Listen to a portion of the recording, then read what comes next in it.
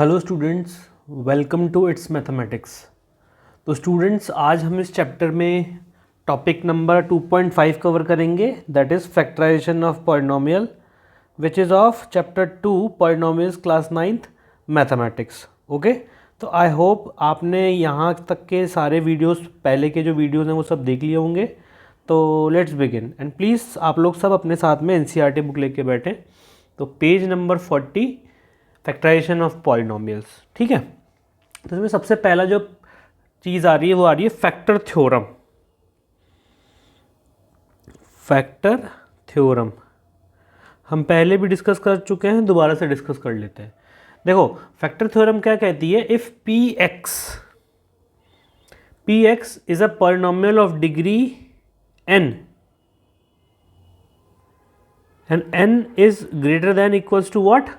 1 and a is a real number.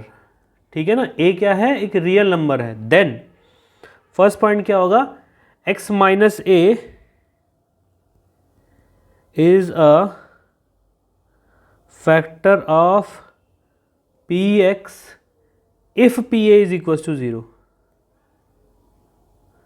मतलब कि x minus A P X का factor कब होगा? जब मैं पी ए मेरा क्या आ जाए? 0 आ जाए। मतलब कि x वेरिएबल की जगह a रखने पे वो पूरी वैल्यू क्या बन जाए? 0 बन जाए।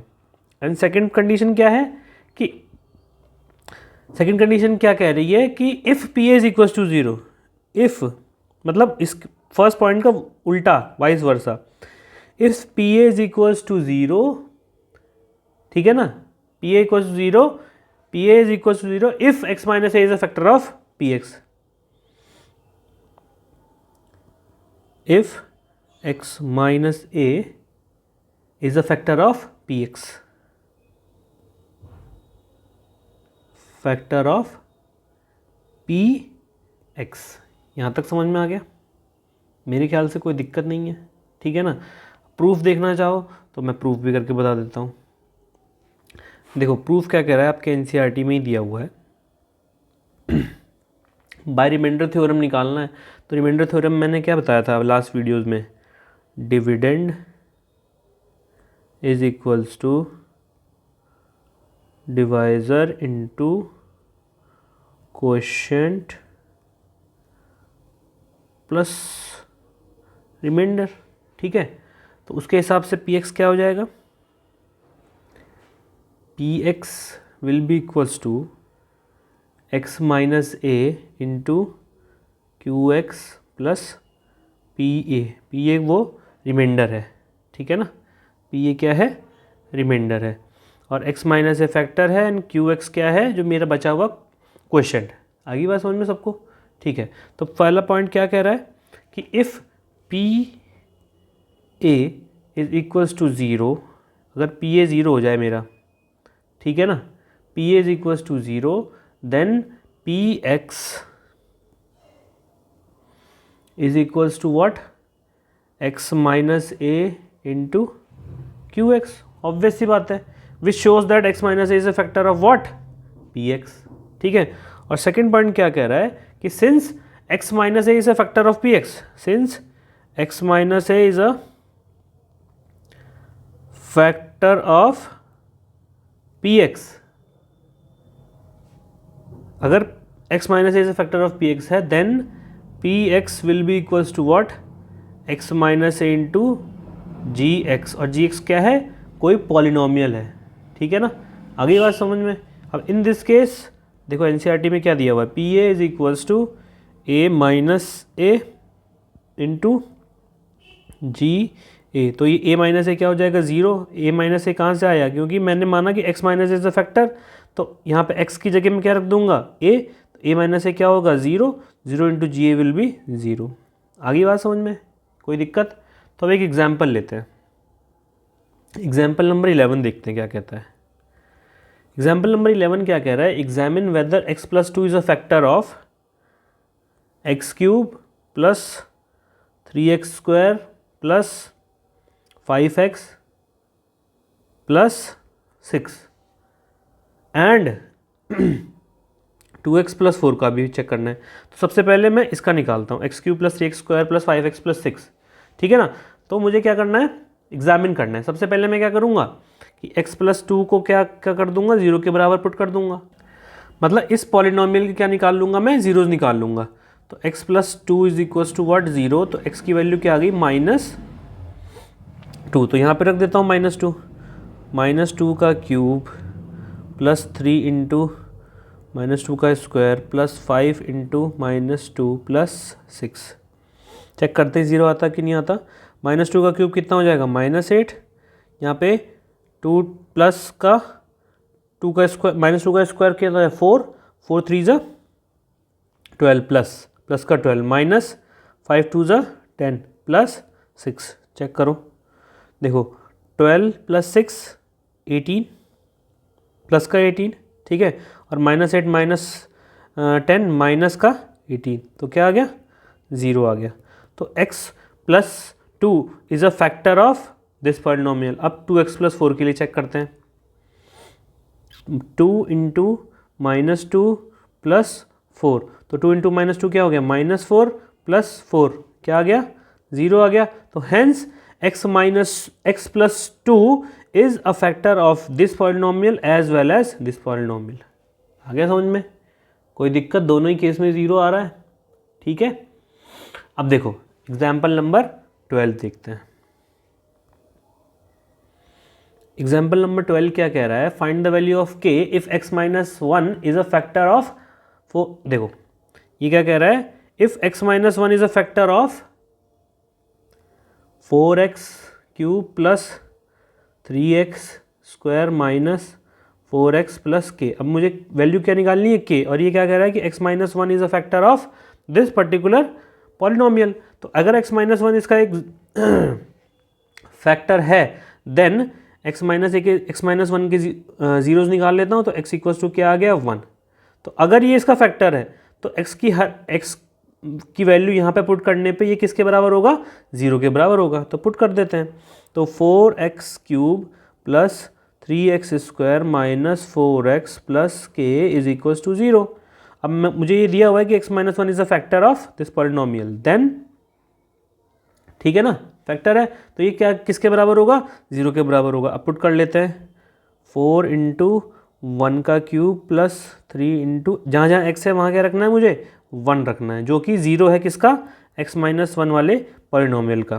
3 × 1 का स्क्वायर -4 × 1 प्लस k = 0। देखो 4 × 1 का क्यूब 4 प्लस 3 × 1 का स्क्वायर 3 -4 प्लस k = 0। तो -4 + 4 कट जाएंगे, तो बचा क्या, k + 3 = 0। तो k = क्या है, +3 उधर जाएगा राइट हैंड साइड में, तो माइनस हो जाएगा। तो k की वैल्यू क्या आ गई, -3। आई होप यहाँ तक सबको समझ में आ गया होगा, ठीक है। अब यहाँ पे एक नया टॉपिक आया है, क्यूबिक क्वाड्रेटिक पॉलिनोमियल, ठीक है ना। क्वाड्रेटिक पॉलिनोमियल को मुझे किस मेथड से सॉल्व करना है, bye splitting the middle term. बहुत ही इंपॉर्टेंट टॉपिक है, ठीक है। Splitting the middle term. तो ये मेथड जो है बेसिकली किन पॉलिनोमियल्स पे अप्लाई हो सकता है, क्वाड्रेटिक पॉलिनोमियल। अब तुम लोग पूछोगे कि क्वाड्रेटिक पॉलिनोमियल क्या होता है, तो अगर आपको नहीं पता तो आप प्लीज़ लास्ट पीछे की वीडियोस जाके देखिए, मैं फिर भी बता देता हूँ। क्वाड्रेटिक पॉलिनोमियल एक ऐसा पॉलिनोमियल है जिसकी हाईएस्ट डिग्री जो हो सकती है वो क्या है, 2, ठीक है ना। 2 डिग्री तो होनी ही चाहिए, तभी वो क्या कहलाएगा, क्वाड्रेटिक कहलाएगा। और मैक्सिमम टर्म्स कितनी हो सकती है इसमें, मैक्सिमम टर्म्स कितनी हो सकती है, 3 हो सकती है, ठीक है। तो अब bye splitting the middle term method को एक एग्जांपल से समझते हैं, ठीक है। यहाँ तक समझ में आ गया ना। क्वाड्रेटिक पॉलिनोमियल क्या हो गया, वो पॉलिनोमियल जिसकी डिग्री क्या है, 2 है, ठीक है। मतलब कि फॉर एग्जांपल x² प्लस, एक मिनट मैं इसका एक जनरल फॉर्म बता देता हूँ आपको। तो जनरल फॉर्म क्या होती है क्वाड्रेटिक पॉलिनोमियल की, ax² + bx + c, where A is not equal to zero, क्योंकि अगर ए ज़ीरो हो जाएगा तो ये पूरी टर्म ज़ीरो हो जाएगी, तो अगर ये पूरी टर्म ज़ीरो हो जाएगी तो ये क्वाड्रेटिक पॉलिनोमियल नहीं होकर के क्या हो जाएगा, एक लीनियर पॉलिनोमियल हो जाएगा। आगे बात समझ में।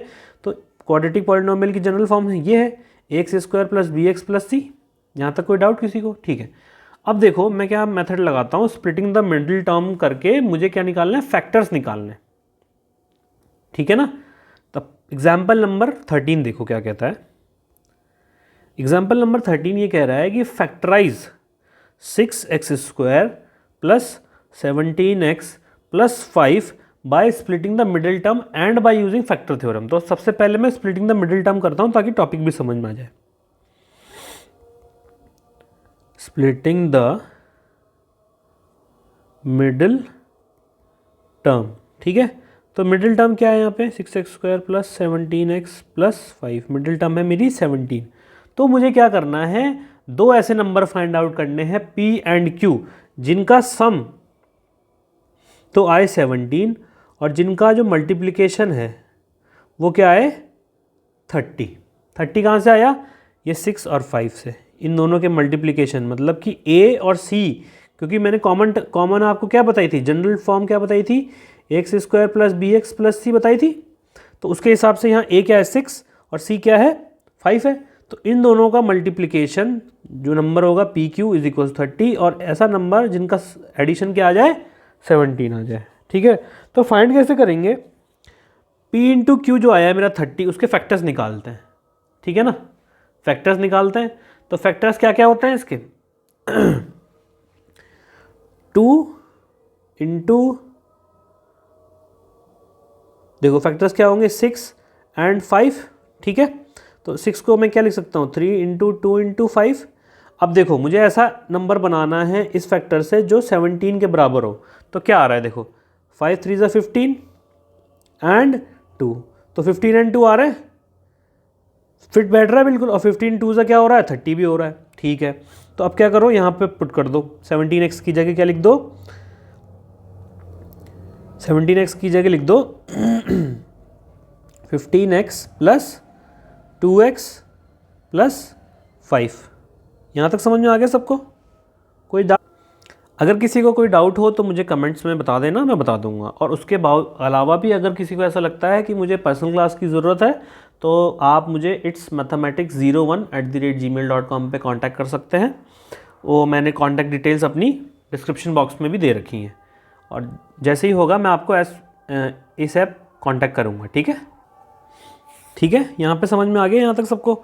अब देखो यहाँ पे मैं क्या कॉमन ले सकता हूँ, 3x कॉमन ले लिया मान लो मैंने, तो अंदर क्या बचेगा 2x प्लस 5, और यहाँ पे 1 कॉमन ले लिया मान लो मैंने, इन दोनों में 1 कॉमन ले लिया तो बचा क्या 2x प्लस 5। ठीक है।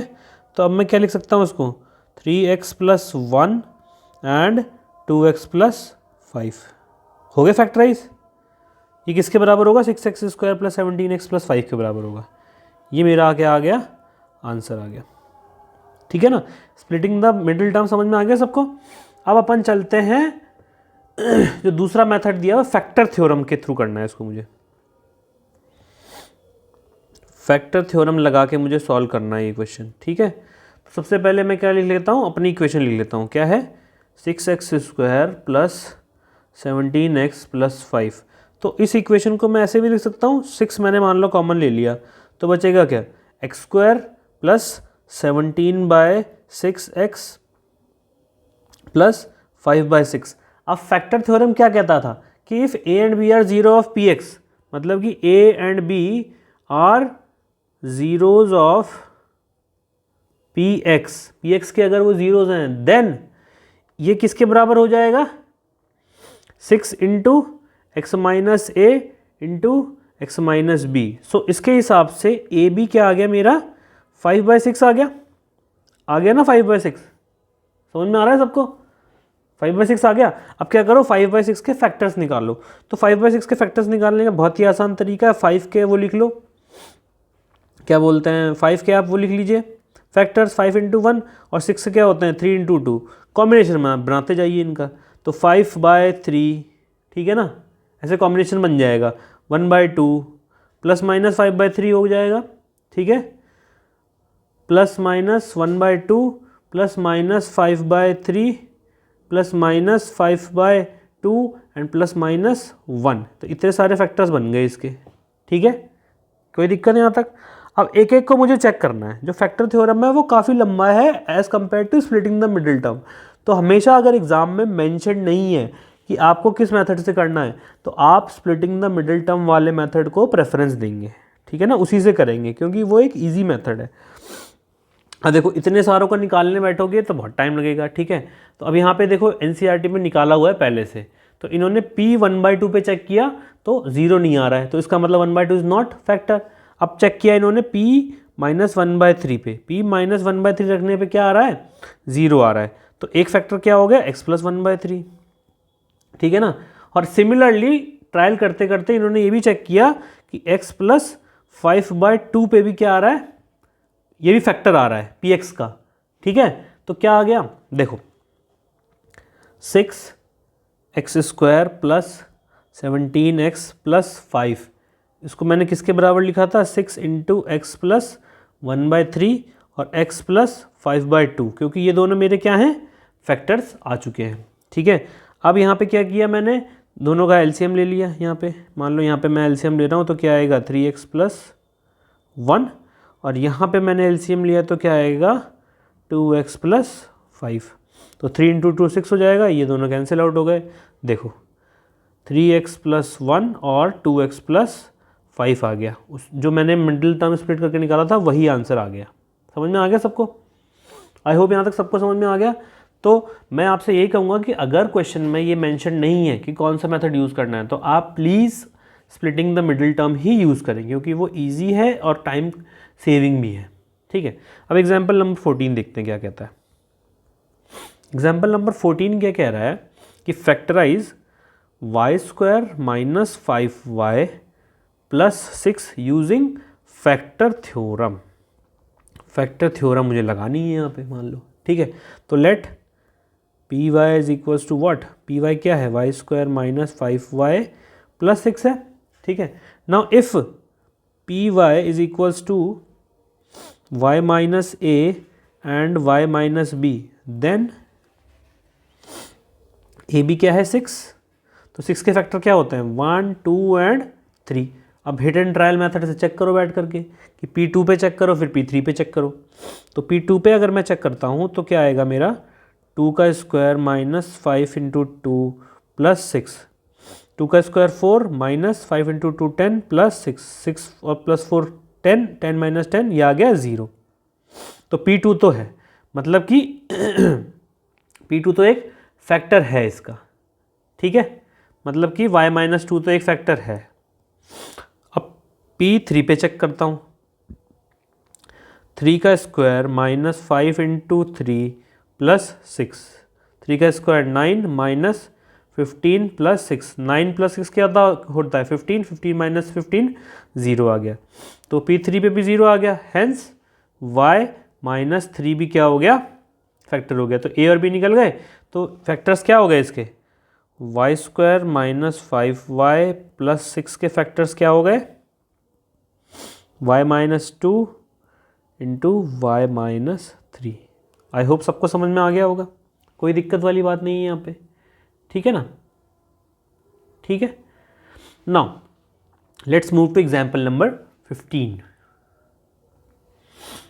अब देखो एग्जाम्पल नंबर जो 15 है वो क्या है, क्यूबिक पॉलिनोमियल है, ठीक है ना, हाईएस्ट डिग्री क्या है, 3 है। देखो क्या कह रहा है, x³ - 23x² + 142x -120, ठीक है। तो अब मैं इसको अगर फैक्टर थ्योरम से देखूं तो यहाँ पे क्या हो जाएगा कि we shall now look for all factors of what, -120। अब -120 के खूब सारे फैक्टर्स होते हैं, +1 -1 +2 -2 +3 -3 एंड सो ऑन टिल, जैसे आप एग्जाम्पल मतलब एनसीईआरटी में देखेंगे तो सारे आपको फैक्टर्स लिखे हुए हैं, ठीक है ना।